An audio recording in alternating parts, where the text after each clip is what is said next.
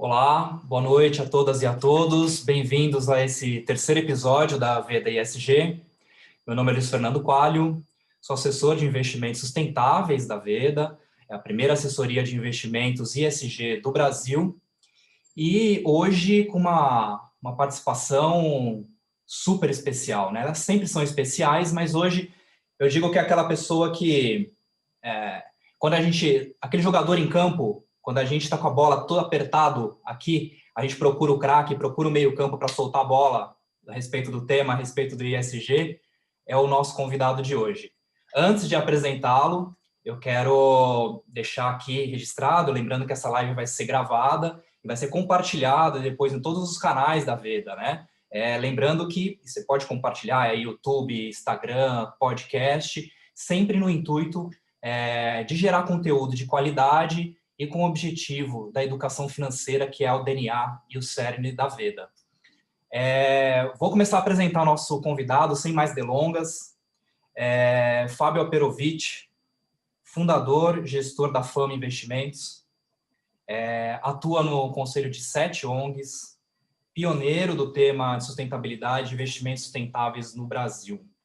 Fábio, uma honra imensa tê-lo aqui em casa e já disse para você, né? Você indiretamente, através do seu conteúdo, através do seu conhecimento, também é corresponsável por esse projeto. Bem-vindo, boa noite.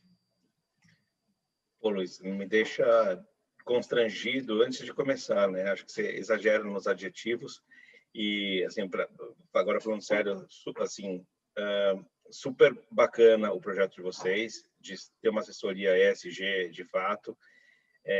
Tenho falado com o Luiz já há alguns meses sobre essa ideia, achei incrível e tem muitos que nem ideia têm, tem alguns que têm ideia e não realizam e tem os poucos que, né, vão atrás dos ideais e realizam. Então, parabéns pela execução, pela ideia e pelo colocar tudo isso de pé. A gente tem falado há bastante tempo e, poxa, agradeço demais a aceito do convite. Isso aqui é uma idealização de um projeto mesmo e, além de tudo, gerar conteúdo e falar de ESG é o cerne, né? É o cerne do nosso negócio e trazer o que é o investimento sustentável na ponta e trazer isso de conteúdo de qualidade para os investidores. Bom, Fábio, vamos começar que a gente vai falando de muita coisa. Hoje o tema é o que não é ESG, né? Os caminhos e descaminhos aí do investimento sustentável no Brasil. E é claro, né? Para negar, a gente, antes de tudo, você 30 anos, né, pelo menos nesse mercado, você afirmou demais, né, o que é isso e vem falando isso há muito tempo. Antes de entrar a gente no tema exatamente do que não eu queria que você falasse um pouco do histórico, né, da Fama, para contextualizar a sua... Eu estou falando que você é o pioneiro do ESG no Brasil, um dos pioneiros, e o que é mais importante que eu vejo na sua trajetória, né, é a sua conexão entre esse mandato da Fama, a vida pública, vamos dizer assim, da sua vida profissional, e essa conexão privada, essa para além da semântica, né? Na tua vida privada. Eu falei que você faz parte também, inclusive, de 7 ONGs, etc. Fala um pouquinho para a gente como começou a Veda, como é que começou a sua trajetória na Fama e a sua trajetória também privada. Super legal a sua pergunta, porque eu acho que as histórias se misturam mesmo. Eu não consigo separar o que é vida profissional de vida pessoal, até porque quando eu e o meu sócio, o sócio fundador, né, Maurício Levi, decidimos abrir a Fama, a gente entendeu lá naquele momento que a gente não ia conseguir, a gente não ia nem ter estômago para fazer investimentos que fossem desalinhados dos nossos valores pessoais, da maneira que a gente tinha de enxergar o mundo. Pode parecer um pouco arrogante essa frase, fazendo, poxa, se eu não vou fazer investimento desalinhado da minha maneira de enxergar o mundo, significa que a minha maneira de enxergar o mundo está certa? É claro que a gente já se fez essa reflexão algumas vezes. E não é esse o ponto, não é a gente achar que a nossa maneira de ver o mundo está certa. É só que a gente dá muito valor para determinadas questões, principalmente a questão ética, e quando a gente pensa em ética, ao contrário da interpretação comum do brasileiro, que geralmente se pergunta para a pessoa o que é ética, as pessoas falam, bom, ética é uma maneira de você, enfim, quando você tem falta de ética, você cria algum desvio para ter alguma tipo de vantagem financeira. A gente entende ética como algo muito mais amplo do que financeiro. Então, quando você distrata uma pessoa, você está faltando com ética. Quando você distrata o meio ambiente, também. Então, a nossa visão de ética é ampliada. Então, tanto eu quanto o Maurício, a gente sempre foi muito, entre aspas, xiita em relação à ética. E para a gente não seria possível e tolerável fazer um investimento que estivesse em desacordo com aquilo que a gente acredita. Então, poxa, como que eu posso, quando eu invisto numa empresa, automaticamente estou virando sócio dela, como eu posso virar sócio de alguém que sonega imposto, ou que distrata funcionário, ou que produz um determinado produto que faz mal para o meio ambiente ou para as pessoas, ou que não trata bem minoritário? Eu não consigo, né? Então, vai contra a nossa própria natureza. Então, a concepção da fama lá atrás, em 1993, já foi...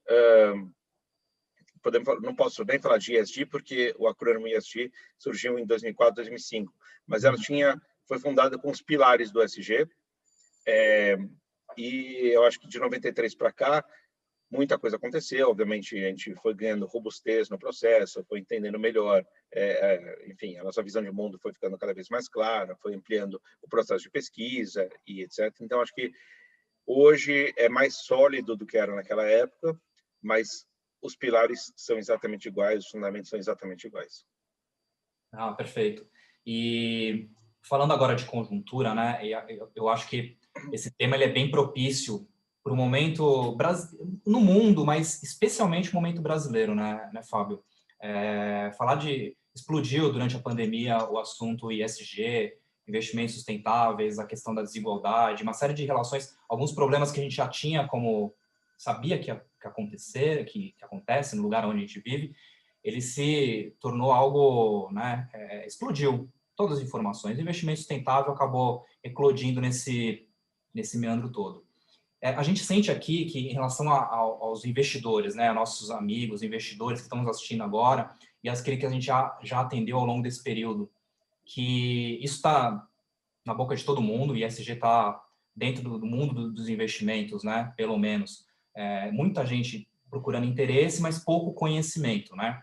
Eu acredito que isso é conjuntural, num primeiro momento, e que no segundo momento, na virada da curva ali, a gente vai começar a receber algumas perguntas mais sofisticadas, algumas questões de mais detalhamento. Eu acho que é só um momento propício. Entender essa conjuntura é importante até para responder a pergunta, e a gente já entra no tema da live, né? E aí são duas questões simples, Fábio, para você responder para a gente. O que é o ISG? E, afirmando o que é, a gente começar a responder o que não é o ISG. Traz para a gente o conceito, deixando tudo claro esse emaranhado todo. Bom, a pergunta é tão simples que eu vou ter que te pedir um tempo um pouquinho maior para contextualizar e a gente definir isso de uma vez por todas, que eu acho super importante. Quando a Fama foi fundada, nos anos 90, a gente vivia a fase mais aguda de um capitalismo selvagem. O que eu chamo de capitalismo selvagem? E é nada contra o capitalismo, né? Acho que não é nem essa a questão. Mas quando eu chamo de capitalismo selvagem, é aquele capitalismo em que as empresas faziam qualquer coisa para aumentar seus resultados, inclusive passar por cima de princípios. E isso era uma prática normal. Talvez na sua idade você não tenha tido essa experiência, mas essa era a prática normal nos anos 90. Inclusive, se a gente for observar a literatura ou filmes que eram feitos naquela época, era muito sobre isso. Então, a ganância, o poder, as pessoas queriam ir atrás daquele resultado e passavam por cima de qualquer coisa. Então, vou dar um exemplo hipotético aqui, só para a gente tentar fazer uma viagem no tempo e entender o que era nos anos 90. Então, vamos imaginar aqui que, em vez de Veda Investimentos, fosse Veda Fábrica de Chocolate. E essa fábrica de chocolate, obviamente, usa como uma matéria-prima importante o leite, né, para misturar com cacau e formular o chocolate. E aí está lá o Luiz Fernando andando ali no estoque e, de repente, se depara com milhares de litros de leite que vão vencer na semana que vem. E ele tem que tomar uma decisão. Nos anos 90, a decisão era muito fácil, entre aspas, de ser tomada, muito natural. Vamos produzir chocolate. Se o leite vai vencer, se não vai vencer, é problema de quem comprar. Então, inclusive, olha, a gente produz chocolate, manda parte para varejo, parte para atacado, parte para regiões diferentes no Brasil, nunca ninguém vai perceber. Se alguém um dia passar mal, não sei se vai estabelecer relação de causa e efeito, que foi por causa do chocolate, até chegar na gente. Bom, não existe alternativa de você jogar aquele leite fora porque ia estragar. A alternativa era produzir ou produzir. Era super normal você ouvir frases como, vamos amassar o fornecedor. O que significa amassar o fornecedor?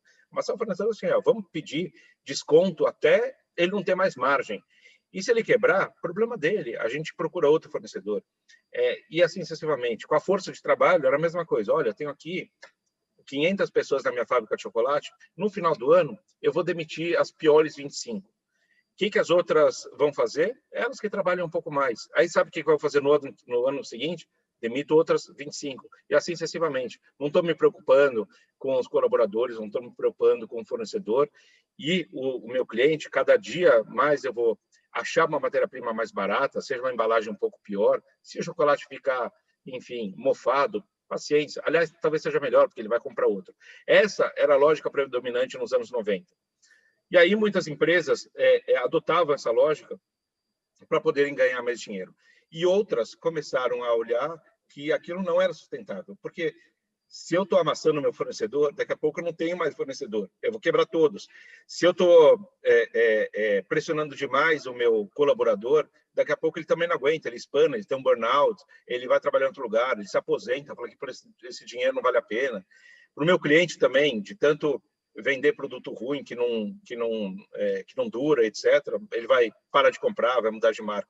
Então, muitas empresas começaram a entender que a lógica deveria ser outra e deveria contemplar, então, todos os stakeholders. Então, a lógica de gestão das companhias, ou de muitas delas que se atentaram para isso, começaram a, poxa, eu preciso ter uma relação saudável com o meu fornecedor, com o meu colaborador, com o meu cliente, com o meio ambiente, com as comunidades no entorno, com a mídia, com o meu concorrente, enfim, todo o conjunto de stakeholders, eu preciso ter uma relação saudável. E, naquele momento, era curioso, porque as pessoas falavam, bom, se eu vou deixar, usando o jargão de mercado, um pouquinho de dinheiro em cada uma dessas mesas, vai sobrar menos dinheiro para mim. Se eu estou pagando mais para o fornecedor, mais para o meu colaborador, estou entregando produto melhor e assim sucessivamente, na minha mesa sobra menos. E, curiosamente, sobrava mais, né? Porque a hora que você engaja toda essa cadeia de valor das companhias, a hora que você compromete, né, com a qualidade do seu produto e o seu cliente vira fiel à sua marca, você, inclusive, consegue aumentar preço num caso desse. O seu funcionário começa a ter orgulho de trabalhar para você, aumenta a produtividade, diminui a rotatividade e assim sucessivamente, você vai ter uma empresa melhor. Tá? Então, o que é ESG? 99,9% das vezes que você perguntar o que é ESG, as pessoas vão te responder. E ESG são as siglas Environmental, Social and Governance. É verdade, não deixa de ser verdade. Mas ESG, na minha perspectiva, não é isso. ESG, ela pode ser até olhar essas perspectivas socioambientais na gestão, mas, no final das contas, é cultura, é jeito de administrar. E as empresas que estão conectadas nessa cultura holística, que contempla todos os stakeholders, elas acabam tendo indicadores ESG, Environmental, Social and Governance, positivos. Tá? Então, o que não é ESG? O que não é ESG é muito fácil de responder agora. O que não é ESG são as empresas que ainda têm a cabeça dos anos 90. Perfeito, perfeito. E aí, diante dessas abordagens, né, fica bem claro qual que é a tua tese e o mandato da Fama, né? Aqui a gente já tem bastante assessores aqui, e é exatamente representando o cliente ou o investidor que eu te faço essa pergunta, né? Qual que é, de fato, no teu dia a dia, na tua rotina, né? Porque se você for pensar, é lógico, né? Você tem várias disciplinas de investimento que se convergem para você tornar, do ponto de vista ambiental, social e de governança, dependendo do setor, e abordagem de gestão, né? Cultura, perenidade, etc. No entanto, eu acho que, olhando as assets, olhando os fundos, há um desafio de você parametrizar e, principalmente, mensurar essa relação dessas companhias. Tem umas que são óbvias, né? Até pela natureza do negócio. Outras, nem tanto. Então, como é que vocês fazem na Fama? Como é que vocês mensuram isso? Como é que vocês correlacionam, né, para entregar a rentabilidade para o cliente no final, segurar a volatilidade ou alavancar isso? Aliás, entender, né, alguma das suas posições que exemplificam isso. Se vocês utilizam de alavancagem na Fama, me fala como é que é o seu dia a dia da gestão. Primeiro, estou começando pelo final. Alavancagem, para a gente, é um palavrão daqueles bem feios, né? Então, a gente não utiliza, não usa derivativos, a gente compra ações de boas empresas. A estratégia é muito simples. A gente encontra empresas de alta qualidade, com visão de longuíssimo prazo, empresas que sejam sustentáveis. E ponto. E monitora essas companhias para ver se estão indo na direção que a gente julga correta. Tem um ponto ali na sua questão que eu não quero te corrigir, mas eu quero dar uma outra perspectiva que acho que é super importante, porque você falou assim, é muito fácil identificar as empresas mais óbvias, até muitas vezes pelos seus setores.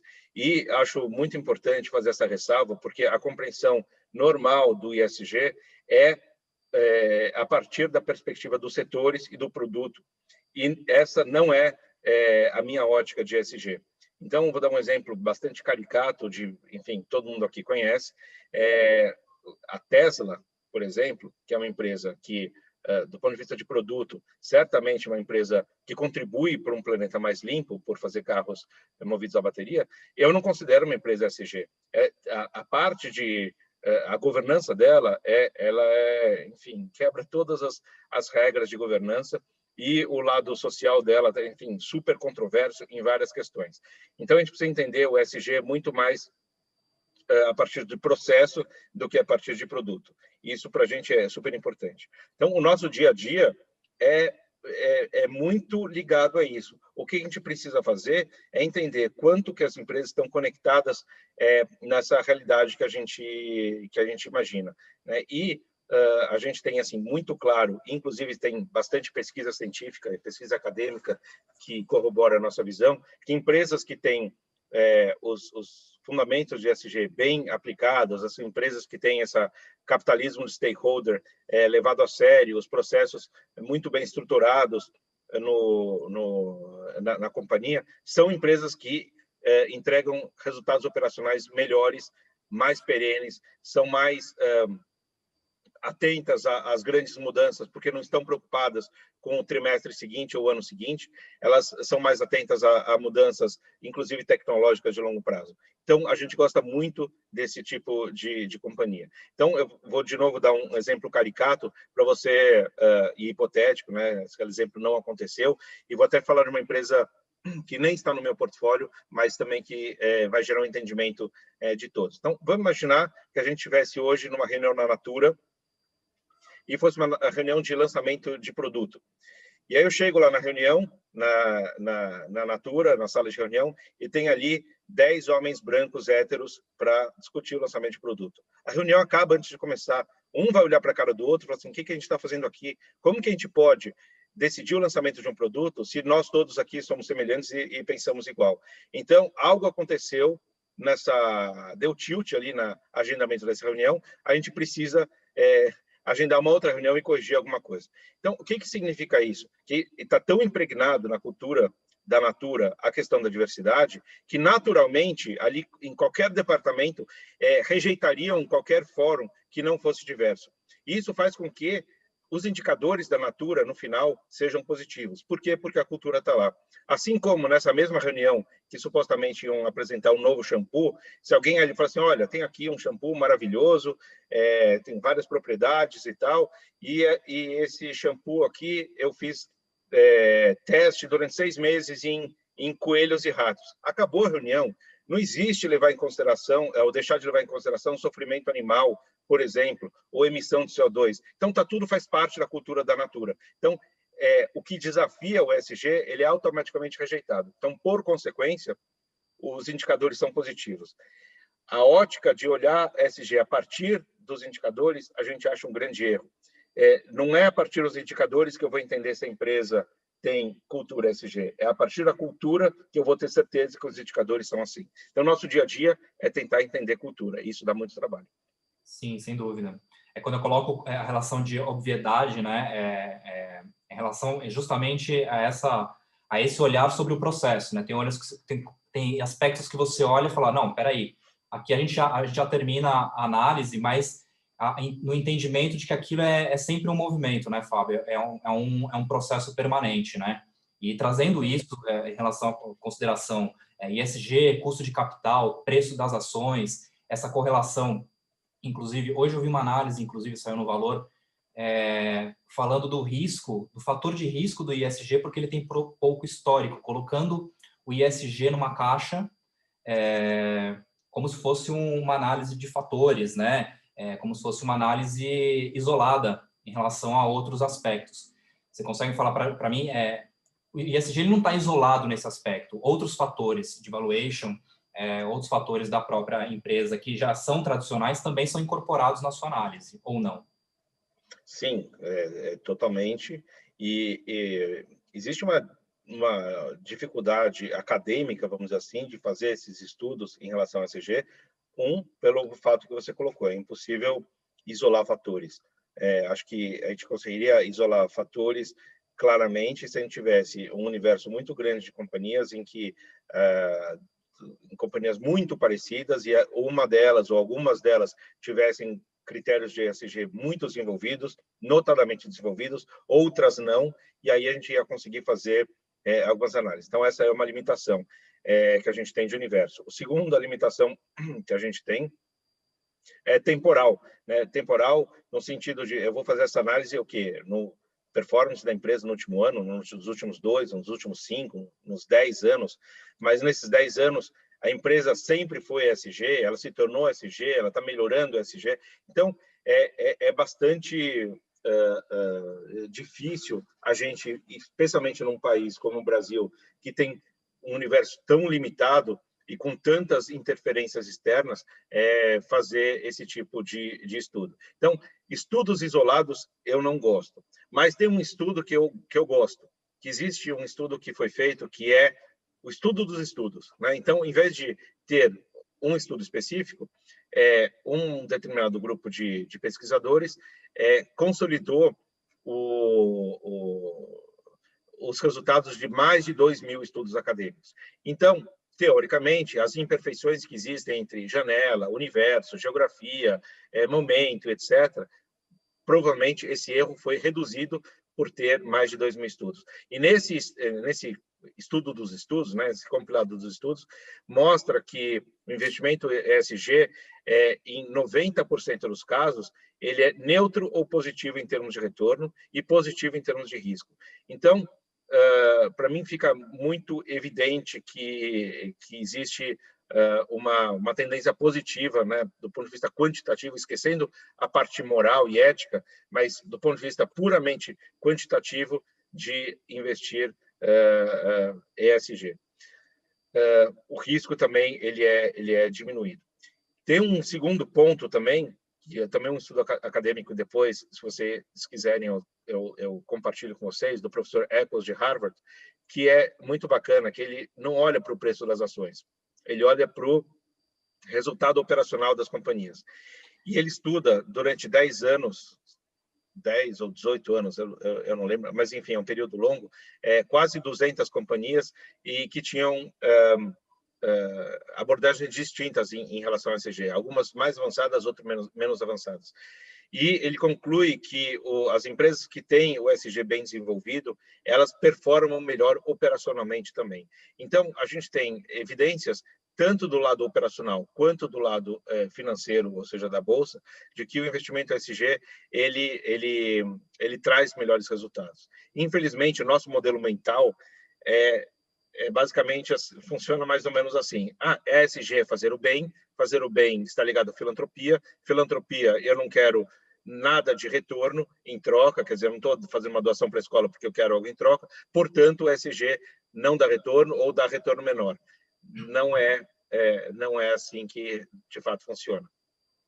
Não, perfeito. E esse desafio ele é permanente no ESG, ainda mais nesse momento, né, Fábio? Nessa avalanche, em especial no mercado brasileiro. E aí eu trato de outras questões que também é uma questão que os clientes trazem para a gente. Por exemplo, em relação aos ratings e índices, há um aspecto positivo e não tão positivo em relação a isso, né? De captura, eu queria que você falasse sobre isso, sobre os ETFs, o que você acha, e falando das companhias, qual que é, dentro da sua experiência mesmo, né? Qual foi a melhor forma assim, de reportar? Eu acho que isso é uma grande dificuldade. Eu estava olhando, né, algumas empresas e alguns relatórios de sustentabilidade eu acho que são os relatórios mais bonitos, né, da companhia, mas ele ali, nas entrelinhas ali que ele diz alguma coisa, né? Eu queria que você colocasse os rates e índices que estão surgindo, né, para tentar parametrizar, para tentar mensurar e captar esse processo, os ETFs e, na sua experiência, qual a melhor forma de reportar esses relatórios e as companhias reportarem o aspecto ESG. Tá bom. Como somos aqui todos diretamente ligados no mercado financeiro, a gente está muito acostumado com números e com o reporting de números. Por que eu estou falando isso? Porque não importa se você está analisando uma empresa no Brasil, no Canadá, na Índia ou no Líbano, todos os relatórios financeiros terão basicamente as mesmas contas. A gente vai ver lá receita, vai ver custo, vai ver dívida, vai ver depreciação. Pode ter ali umas diferenças regionais contábeis, mas, em essência, o relatório é igual. Então, estamos todos acostumados com essas contas. Quando a gente pula para o mundo da sustentabilidade, muda completamente, por diversas razões. Então, primeiro, o relatório de sustentabilidade é voluntário. Você apresenta o relatório se você quiser, se você não quiser, você não tem. Então, já começa o problema de comparar empresas, porque o balanço obrigatório, balanço financeiro obrigatório, índice de relatório de sustentabilidade não é. O segundo, que os dados são seletivos. Então, as empresas podem escolher o que elas vão apresentar dentro dos relatórios. Então, dando um exemplo, se a empresa quiser apresentar o breakdown dos funcionários por gênero, e não apresentar por raça, ela pode. Outra empresa apresenta por raça. Algumas apresentam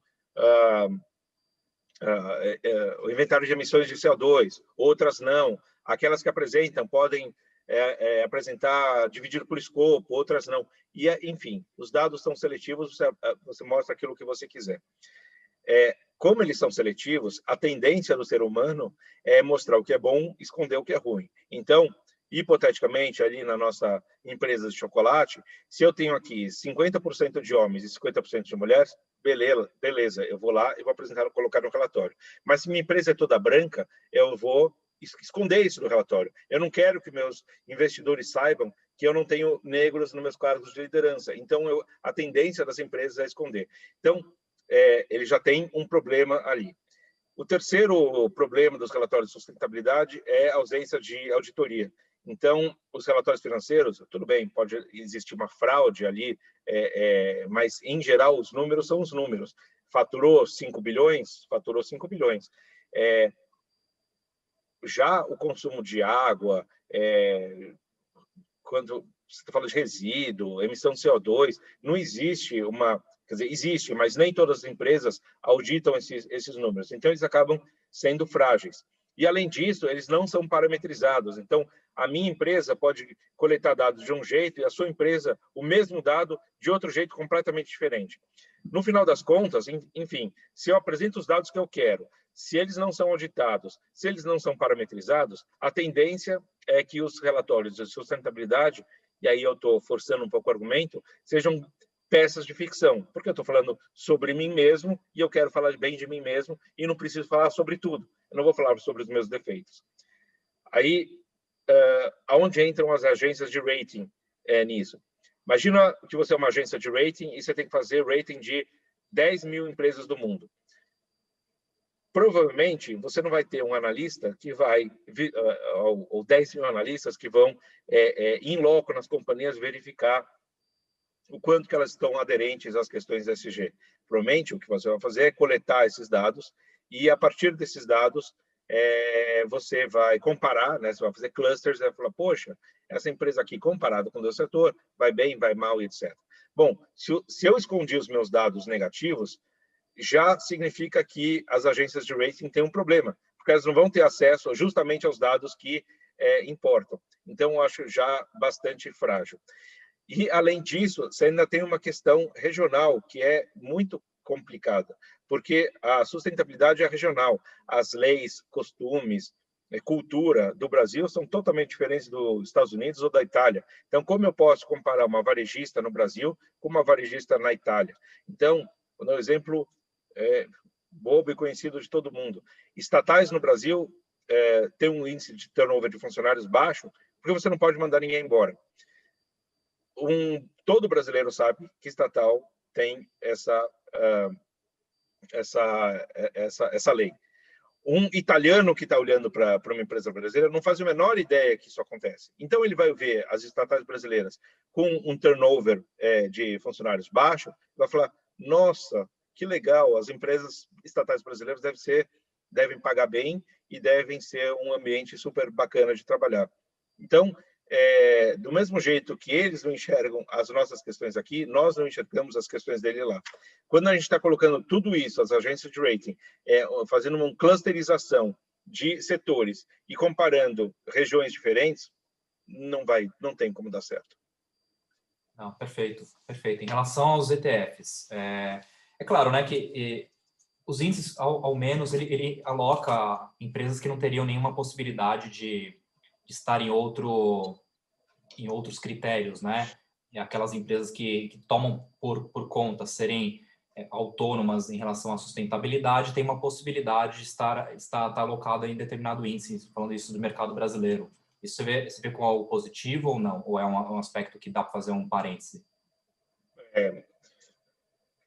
Na minha resposta anterior, ficou parecendo que eu acho os ratings horrorosos. Na verdade, só corrigindo um pouco, porque eu vou chegar na questão do ETF, que é importante, eu Sim. acho que eles são horrorosos para mim, né? Que eu tenho, como gestor de recursos de terceiros, eu tenho a obrigação de entender profundamente o que acontece nas empresas. Agora, para uma pessoa física que não está no dia a dia, pelo menos ali dá um cheiro. É importante você ter isso. O investidor, eventualmente, se amanhã, hipoteticamente, eu quiser comprar ações de uma empresa sei lá, na Holanda, e eu não conheço nada da Holanda, pelo menos eu tenho ali alguém falando alguma coisa. Pode ser que esteja errado, mas pelo menos é algum cheiro. Então, eles têm alguma serventia, não servem para mim. Agora, o ETF, ele tem a mesma limitação, porque as agências as empresas que estão ali fazendo os ETFs, como que eles vão determinar a composição dos ETFs e falar quem entra, quem não entra, o processo é muito semelhante.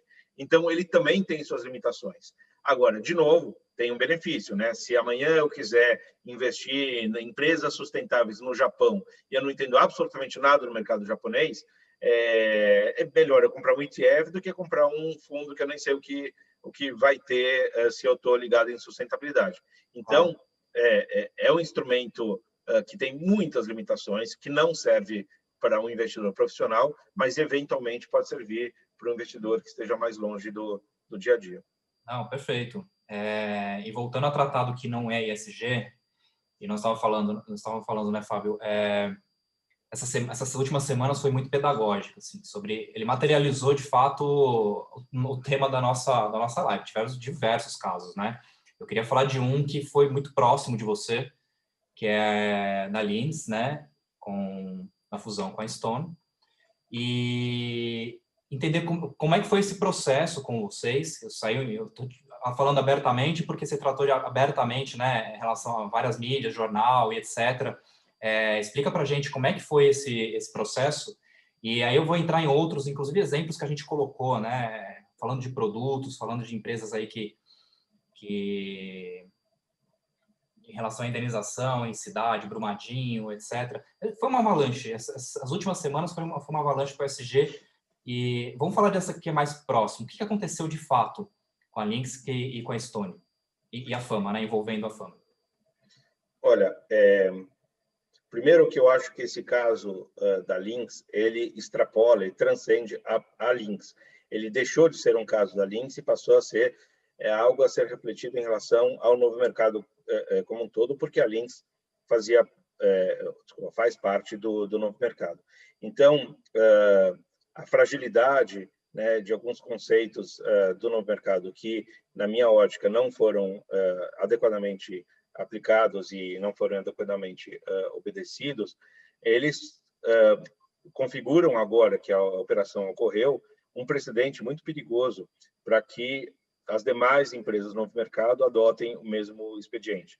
Então, me entristeceu bastante como esse caso foi se desenvolvendo no Brasil, culminando com a aprovação do mesmo na semana passada, não pela Lynx em si, mas pela criação de um precedente. Enfim, a questão da Lynx tem começo, meio e fim, né? O mercado ele é infinito. Então,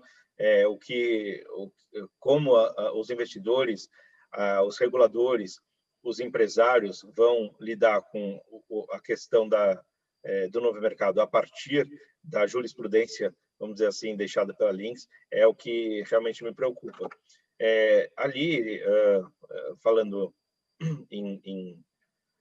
particularmente do caso, existia um nítido conflito de interesses entre a figura dos fundadores, que eram acionistas da empresa, com 14% do capital, e eles ocupavam também a cadeira de executivos e também estavam no conselho de administração.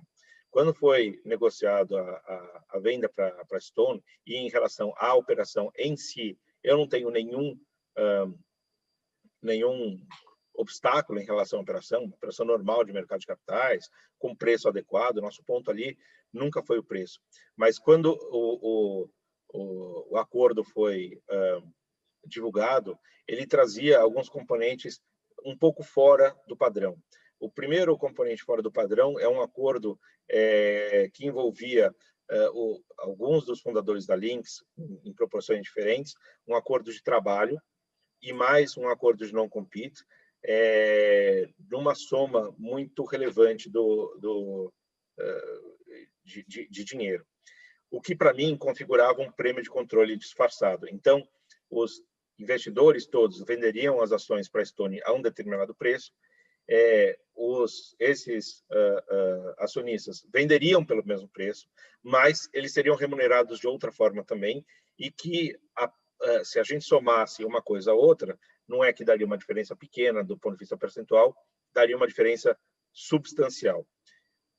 Isso não seria um problema em si, se os minoritários tivessem todo o direito de rejeitar um acordo desses, né? Porque, no final das contas, qualquer administrador de companhia pode fazer, teoricamente, né, pode fazer qualquer proposta, cabe aos minoritários aceitarem ou não aceitarem a proposta. Então, ainda se tivesse uma proposta, olha, é o seguinte, eu quero que a empresa me dê R$1 bilhão por ano. Tá bom, os minoritários falam, você está louco, eu não quero.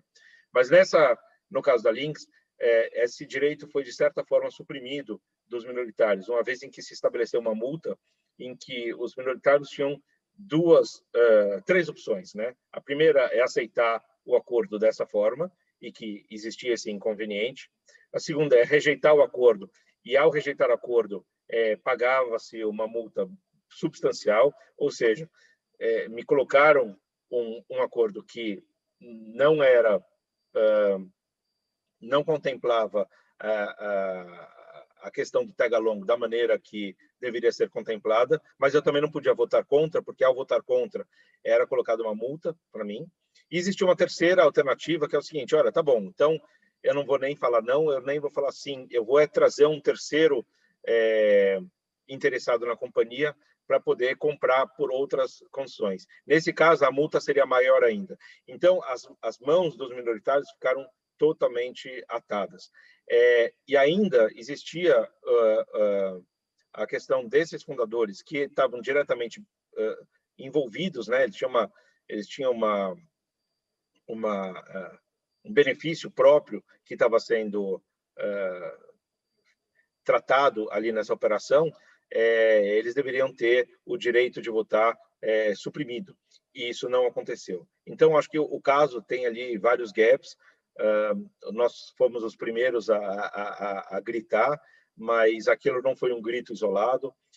Logo depois teve a AMEC, que é a associação, enfim, que trata dos direitos de minoritários, também foi contundentemente contrário à operação. Outros minoritários também, enfim, não foram tão vocais publicamente, mas não publicamente também se manifestaram com essas restrições. Teve a ISS, que é enfim, uma agência que orienta voto de investidores a respeito de questões de governança, também foi bastante taxativo contra a operação. A B3 foi taxativa sobre a multa, e a CVM, num primeiro momento, também deliberou sobre a contrariedade do voto dos fundadores. E depois o colegiado derrubou essa decisão e voltou atrás. Enfim, então, não foi algo que foi a fama contra a operação. Acho que começou com a fama e ganhou uma dimensão um pouco maior. Enfim, tendo sido aprovado dessa maneira, todas as outras empresas do novo mercado que deveriam estar sujeitas às regras de tag-along, elas ganham ali uma fórmula criativa para bypassarem essas leis.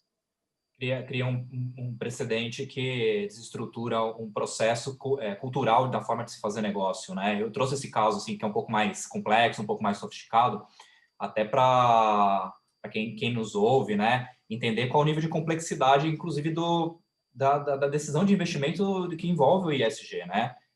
Às vezes é um refino, uma sofisticação do gestor com a experiência, e que isso é muito comum no mercado, e entender o que a fama faz de fato, né? Que não é algo por cima. Então, ela convive com essas complexidades do mercado. E quando eu vi o caso da Linux também, inclusive, eu falei, olha, ainda mais com as empresas nascendo muito rápido, né? Se prosperando muito rápido nesse processo todo, cria um precedente perigoso, dá uma invertida ali nesse processo que, culturalmente, para o nosso ecossistema de negócio, ela não é saudável, né? E indo para um assunto que também não é nada saudável, né? Primeiro, mais uma vez, falando do artigo excelente, o artigo que você escreveu sobre diversidade no Brasil Journal, inclusive eu mandei para todo mundo aqui da Veda, foi excelente. Eu li muita coisa, né, na semana passada, foi incrível mesmo, porque eu achei diferente, porque ele é direcionado para a Faria Lima, né? Ele é direcionado para um público que não está acostumado com esse tema.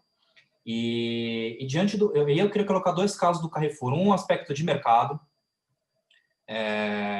posterior a tudo que aconteceu com o Carrefour, que foi, né, uma pequena alta em relação ao preço anterior, 0,5%, e depois, na segunda e na terça-feira, uma queda brusca, né, no mundo todo, no Carrefour, inclusive no mercado brasileiro, mais aguda.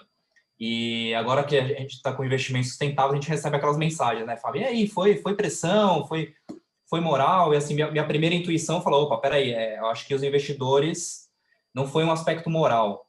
Foi primeiro um aspecto, a loja fechada, menos receita, despesa, preço para baixo, né? Foi a minha primeira intuição. E essa é a minha pergunta para você. Você acha que dentro do investimento institucional de investidores, se percebe algum tipo de mudança na tomada de decisão de investimento?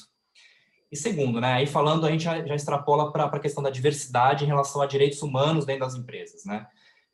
Eu tenho uma concepção, se me corrija se estiver errado, de que estruturas culturais, e falando assim, especialmente a social, ela é uma construção de fora para dentro, né? E a gente está passando por esse debate aqui, principalmente no mundo ocidental, aqui a gente está passando por esse debate cultural, social. Você acha que essa estrutura é de fora para dentro? Qual que é o papel das empresas que contribuem para esse debate? E no Brasil especificamente, o que você tem visto em relação ao S do ISG, a relação de diversidade, linkando todos esses temas, e como é que as empresas podem contribuir para isso ou não podem contribuir?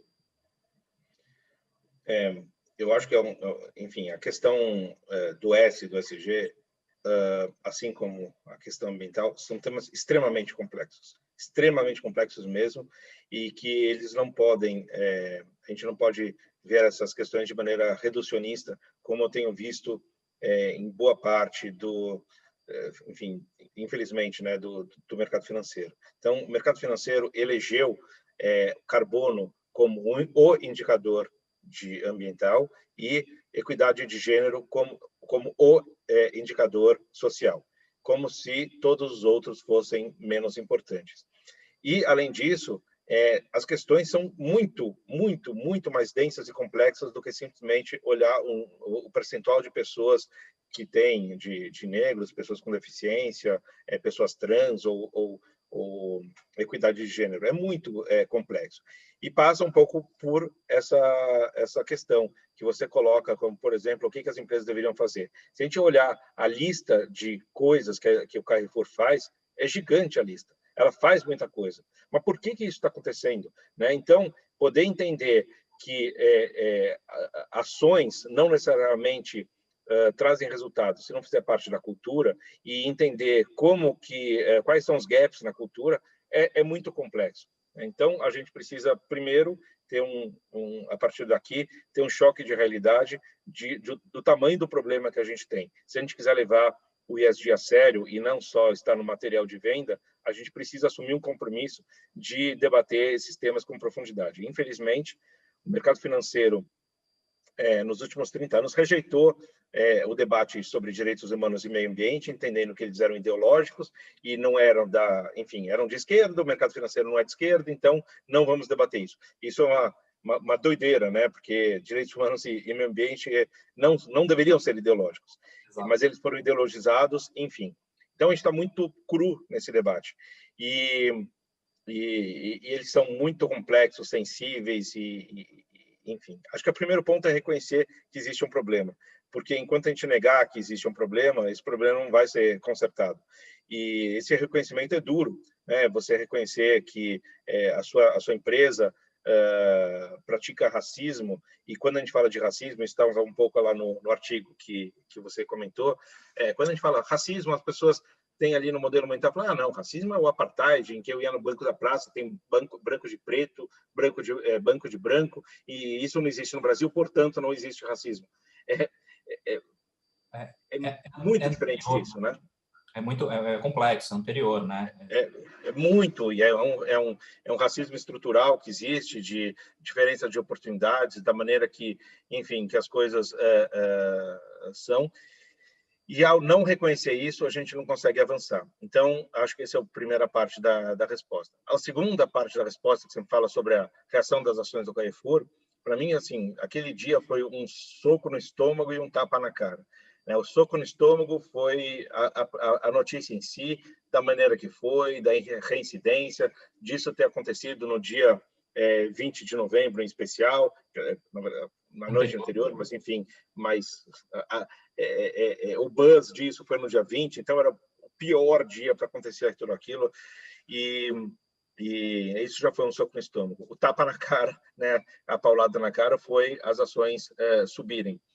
E aí eu me questiono o quanto que o ESG é de verdade no Brasil nesse momento, porque naquele momento ali, naquela sexta-feira, os investidores não conseguiram sequer estabelecer uma relação de causa e efeito de quanto que isso afetava o Carrefour. Na segunda-feira, quando teve aquela queda vigorosa das ações da Carrefour, em que a companhia perdeu 2 bilhões de reais de valor de mercado, eu te pergunto, você acha que de sexta para segunda os investidores ficaram conscientes, de repente, Ou o que aconteceu, provavelmente, que é a minha opinião, durante o final de semana. Foram tantos os protestos, manifestações em redes sociais, pessoas declarando boicote ao Carrefour no Brasil ou fora do Brasil, quebra-quebra, etc. Aí os investidores entenderam, opa, vai reduzir o fluxo na loja, portanto, reduz o faturamento, portanto, reduz o lucro. Então, a venda das ações de Carrefour na segunda-feira não foi por causa de uma questão social, foi por uma questão econômica. E o mercado está tão cru que sequer conseguiu entender que aquele ato da morte do Beto Freitas levaria as pessoas a terem, as pessoas na sociedade civil ter aquele tipo de reação. Então, só mostra quanto a gente está distante do SG raiz, né? Do SG de fato. Sim, só para não me alongar, mas é só um ponto, acho que eu queria fazer aqui, que é o seguinte, eu até estou otimista com o que acontece a partir dessa tragédia, porque, pegando o exemplo do Nubank, a Cristina Junqueira, quando foi no Roda Viva e deu uma declaração infeliz, e o Nubank foi massacrado nas redes sociais, em cerca de 3 semanas, o Nubank trouxe uma resposta extremamente robusta, e tem hoje um dos programas mais abrangentes para negros, né? E eu tenho a expectativa, né, que algo aconteça nessa linha, não só no Carrefour, mas com várias outras empresas que aprenderão a partir do exemplo do Carrefour. Então, espero muito que esse desastre, que eu não posso chamar de desastre, que parece que não houve culpados, mas que essa tragédia tenha, enfim, um final feliz nessa construção. De certa forma, está sendo pedagógico, porque justamente você tem por trás pessoas que estão atentas e conseguem hoje, através das redes sociais, exercer algum tipo de pressão nas corporações, né? O que isso está provável, que eu vejo, é que não estava no cálculo dos investidores há muito pouco tempo atrás, né? Que você trazer isso e você fazer com que o presidente do Carrefour venha se retratar publicamente no Brasil a respeito de racismo estrutural posterior a manifestações, né, que houve quebra-quebra, etc., é um cálculo novo. Então, há um processo pedagógico, a mesma relação com o Nubank, é um processo pedagógico que é uma simbiose, né, Fábio, entre essa construção social e o que está acontecendo dentro das empresas, né? E ele é tão complexo, eu fiquei sabendo de notícias essa semana, que tem uma agência de publicidade enorme aqui em São Paulo, que fez um trabalho de diversidade e inclusão e abriu o canal de opinião dentro dos funcionários e colaboradores. E como esse canal é anônimo, eu estou falando isso para entender como é complexo isso no Brasil. E não é trivial, né? E por isso que o esforço das empresas deve ser recompensado, pelo menos com a visibilidade e um esforço positivo. Eles abriram um canal de opinião e, como ele é anônimo, há pessoas que estão se manifestando com frases racistas dentro das pesquisas de opinião, porque ninguém pode ver, não sabe de onde vem, tem um processo de inclusão de negros e negras dentro da empresa e as pessoas estão se manifestando de forma racista dentro da pesquisa de opinião dentro da empresa. E aí coloca-se mais uma questão, né? Como tratar isso dentro da corporação?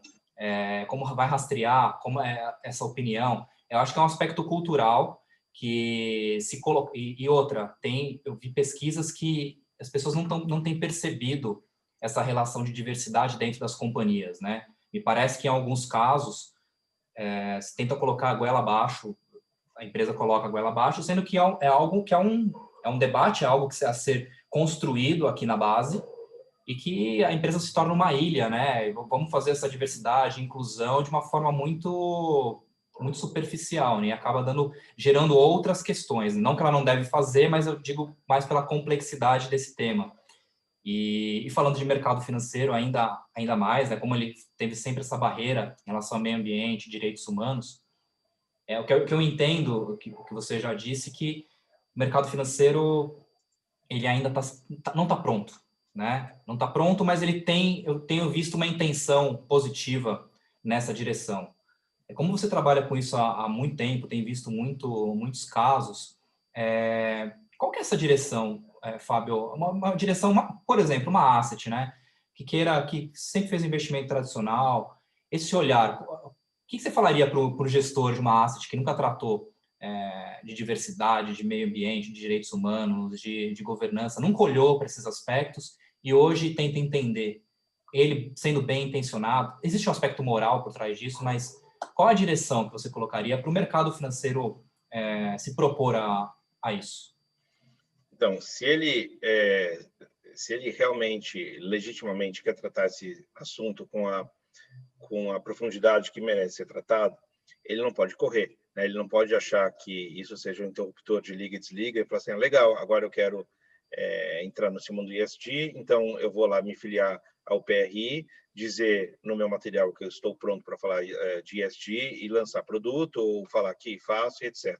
Então, se ele de fato quer fazer isso, ele precisa, enfim, entender que tratam-se de temas complexos. E como todo tema complexo, demora um tempo para você poder entendê-lo, né, nas suas diferentes...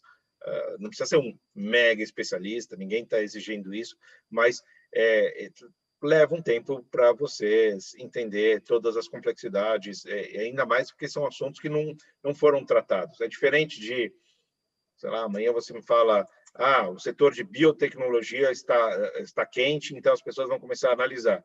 Pode até ser que o setor de biotecnologia em si nunca ninguém tenha analisado, mas todo mundo sabe que os indicadores, no final das contas, vai ter que projetar receita, lucro, EBITDA, CAPEX, etc.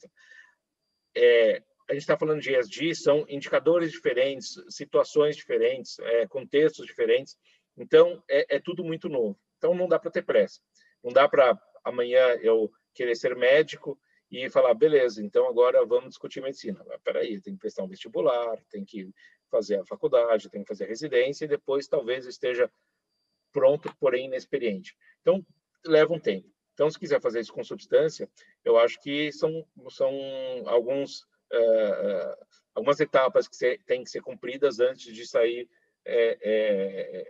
levantando produto ou falando a respeito. Então, a minha certa indignação que eu tenho é que boa parte desse movimento que aconteceu esse ano foram de gestores entendendo que existia uma onda muito grande de uma possível demanda, falou, poxa, não posso perder essa. Já que eu não posso perder essa, eu agora sou SG. Né? Então, isso para mim é um pouco... ainda que tivesse intencionalidade, mas eu acho que quem faz isso de forma responsável não pode lançar um produto antes de ter, de fato, o fundamento por trás. Então, acho que tem pessoas bastante conscientes e responsáveis fazendo um trabalho direito e outros que estão, talvez, um pouco no oba-oba comercial. Foi isso. Bom, e tratando do outro lado agora, quando você olha Brasil, mas principalmente lá fora, né? Tratando que tem um histórico, que tem uma carreira aí em torno do tema, para quem que você olha com relação aos seus pares ou até companhias que você poderia dar de exemplo para a gente, que são, de fato, tem um histórico verdadeiro de análise robusta do ISG? Acho que tem, enfim, algumas referências que são que tratam o assunto já há bastante tempo. Mas como eu invisto só no Brasil, a minha profundidade para dividir isso, enfim, é baixa, né? É muito mais de ouvir falar do que, de fato, estar lá entendendo como são os processos. Mas, posto esse disclaimer, e acho que esse disclaimer é importante ser colocado, eu tenho lido muita coisa legal da Generation, que é um fundo que, enfim, tem como um dos cofundadores o Al Gore, que é bastante dedicado à causa enfim, tem feito bastante coisa. Store Brand, que leva a questão ambiental muito a sério. É um fundo nórdico. A Robeco, que é holandesa, também trata do assunto com, enfim, com bastante solidez. Então, acho que tem esses nomes que eu admiro bastante. Arabesque também, acho que faz um trabalho bastante legal. Enfim, tem outros certamente que estamos fugindo aqui, mas em nenhum deles, por exemplo, eu jamais entrei na sede para entender como são os processos. É muito mais a partir da leitura e eu acho que isso fica um pouco prejudicado, te dar uma resposta muito certeira. Claro. O mesmo acontece para as companhias, né? Porque como eu invisto só aqui, eu olho, obviamente, muito do que acontece lá fora, mas quando a gente tenta entender uma companhia aqui, como eu falei no começo, a gente precisa ter interações com múltiplos stakeholders. Não adianta só olhar o relatório de sustentabilidade, isso para a gente é muito vago. Então, eu também tenho dificuldade de olhar para empresas fora e falar, a partir do relatório de sustentabilidade, construir uma opinião. Agora, tem sim, empresas que estão muito consistentes. Acho que tem uma que eu gosto bastante na história, muito legal, que é a Patagônia, de roupa. Acho que, enfim, é uma pessoa que o espírito dela se confunde ali com a cultura da empresa. Eu acho muito legal. Não, perfeito. Tá otimista, Fábio? Diante de tudo, é uma semana propensa, assim, eu estou te perguntando, porque acho que é uma semana inclusive, necessária para a gente entender a resiliência do ISG e refinar o debate, né? Eu acho que tudo isso que está acontecendo é muito pedagógico, eu repito isso, e acho que a gente refina a relação de investimentos sustentáveis com a decisão do investidor e de como isso, na ponta, fazer com que o investidor entenda que o investimento dele tem uma finalidade, né? Ele tá financiando um projeto. E a gente tem uma questão aqui, acho que ficou evidente durante o Covid, que eu ouvi isso de um professor no mês passado, que se no século XIX o Brasil tinha uma questão ética, que era a escravidão institucional, né, institucionalizada por meio de lei, hoje a gente tem um problema ético, que é a desigualdade. Você acha que o ISG ele contribui, uma reorientação de investimento, né, sustentáveis, contribui para que a gente resolva essa questão? E olhando conjuntura, e aí geral, olhando sua análise macro, né, Brasil, mundo, hoje você está mais otimista para a resolução, para a gente viva num lugar um pouco melhor, um pouco mais justo? Como é que está o seu olhar? Tem uma questão que eu acho super importante, que a gente está vivendo, mas era mais de médio e longo prazo, que me torna otimista nesse sentido, que é a transição geracional. Então, a gente está iniciando, né, um processo em que a geração Z vai ocupando cada vez mais um espaço importante em várias esferas, vai ocupando espaço como consumidor, ocupando espaço nas políticas públicas, ocupando espaço dentro das empresas, mas ainda é muito cedo. Então, as pessoas hoje de 16, 18, 20, 22 anos têm um chip que a minha geração não nasceu com ele. A minha geração veio com chip de olhar o individual e estragou o planeta, e a sociedade não era muito levada em consideração. Essa nova geração tem essa questão do propósito, tem essa questão do antirracismo, anti-homofobia e outras transfobias, etc., e o respeito ao próximo, e respeito ao coletivo, e meio ambiente, etc. Isso é muito forte para essa geração. Então, o que acontece à medida que o tempo vai passando? Essas pessoas hoje têm um poder discricionário baixo, né? Ou ainda não têm posições que nas empresas estão altamente remuneradas, estão em início de carreira, ou ainda vivem com seus pais, mas à medida que o tempo vai passando, vão galgando posições em carreiras, vão assumindo posições de liderança, vão mudando como mercado de consumo, e assim vão herdando fortunas, vão entrando na política, e assim sucessivamente. Então, a longo prazo, eu estou bastante otimista, porque essas pessoas elas têm isso muito incorporado. Dificilmente a gente vai ver uma pessoa, pode ser, mas enfim, no agregado das pessoas, não se preocuparem com crueldade animal, não se preocuparem com desigualdade social, não se preocuparem com racismo ou homofobia, não se preocuparem com emissão de CO2. É difícil, seria a exceção quem não se preocupar. Então, à medida que o tempo passa, eu acho que a gente vai construindo algo diferente do que a gente tem hoje. Neste curto prazo, é tudo muito volátil, né? A gente vê, por exemplo, o principal, enfim, país do mundo, os Estados Unidos, numa alternância radical entre a agenda anti-ESG para a agenda totalmente pró-ESG, e aí dá para ficar otimista? Sei lá o que vai acontecer daqui a 4 anos, né? Então, ainda a gente vive um pouco esse período meio caótico e incerto, mas a médio e longo prazo acho que é meio que inevitável que a gente construa algo diferente. Ah, perfeito, perfeito. Um otimismo realista, um otimismo aguardando os próximos capítulos. Fábio, eu vou concluir, a gente tem um mandato aqui de um processo educacional que na Veda ele é sempre ratificado, sempre colocado como um primeiro plano, né? Vou pedir para você, para quem está nos ouvindo, quem vai ver essa gravação posterior, para indicar 1, 2 livros falando de ESG ou não, ou aquilo que você esteja lendo. A gente estimula para que, com certeza, no teu gosto aí, vai ser algo relacionado à boa prática do social, inclusive. Tem algum livro para indicar para a gente? Eu vou indicar 2, então, já que você pediu 2. Então, o primeiro não tem nada a ver com ESG, mas tem tudo a ver com ESG. É um livro que eu indico sempre que me perguntam um livro de ESG. Eu indico um que não é de ESG, mas ele traz reflexões que sempre estão abrangendo os pontos de ESG, que é de um cara que eu adoro, é um israelense chamado Yuval Harari. Ele virou um ícone no Vale do Silício, e ele tem um conjunto de 3 livros. Um basicamente fala sobre o passado, outro fala sobre o presente, e um terceiro, o último, fala sobre o futuro.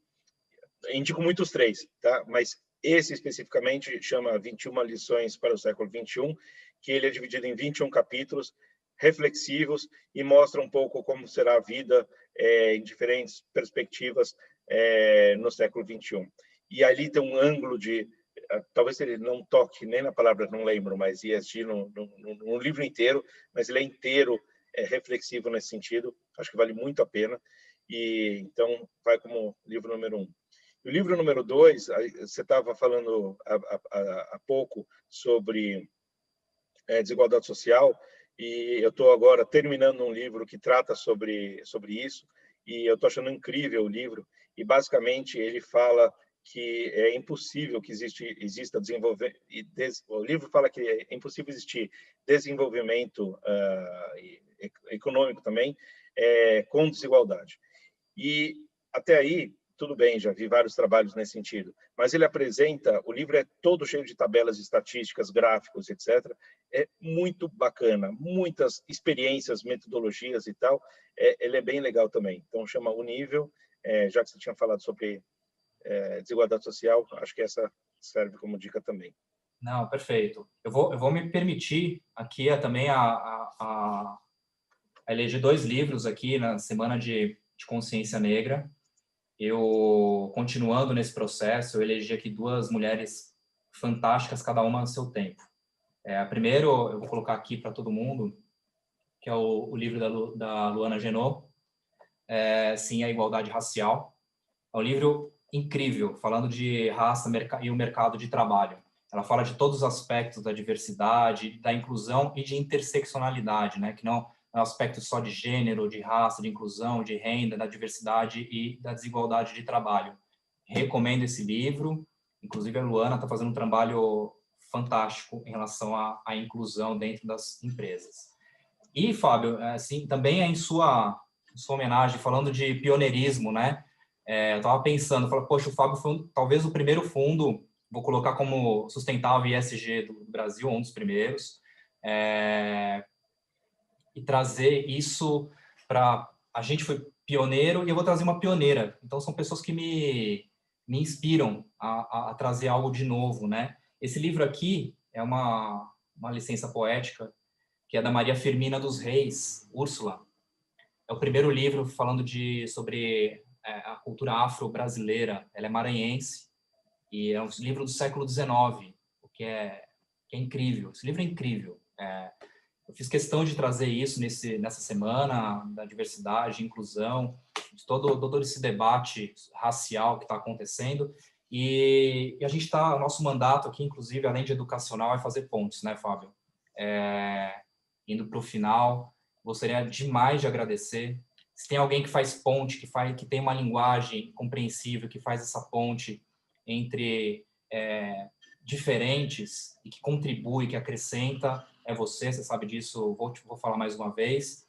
E a gente está indo nessa toada de abrir portas, né? Abrir portas para o investimento sustentável, expandir os investimentos sustentáveis, trazer o capital, reorientá-lo para algo que contribua para um lugar melhor para se viver, com justiça social, com fim de desigualdade. Agradecer demais a sua presença. Para mim foi não só um prazer, um privilégio. Gostei das dicas de livro, adorei, muito boas, e as perguntas foram boas para mim, né? Sempre causam reflexões. Muito obrigado e parabéns pelo projeto. Eu que agradeço. Quero dizer a todos muitíssimo obrigado quem ficou com a gente até aqui. Quem vai ver essa live posteriormente. Fábio, portas escancaradas. Faremos outras vezes a falar da Fama. Inclusive, a Fama está na plataforma de investimentos da Veda. Contate os assessores. Você que está ouvindo, investidor, tem mais dúvidas, tem a respeito do mandato, a respeito da entrada, de como investir na Fama Investimentos. Nos contate, entre em contato com a Veda. E, Fábio, prazer enorme. Boa noite a todos. Boa noite a todos e até a próxima. Valeu. Obrigado. Tchau.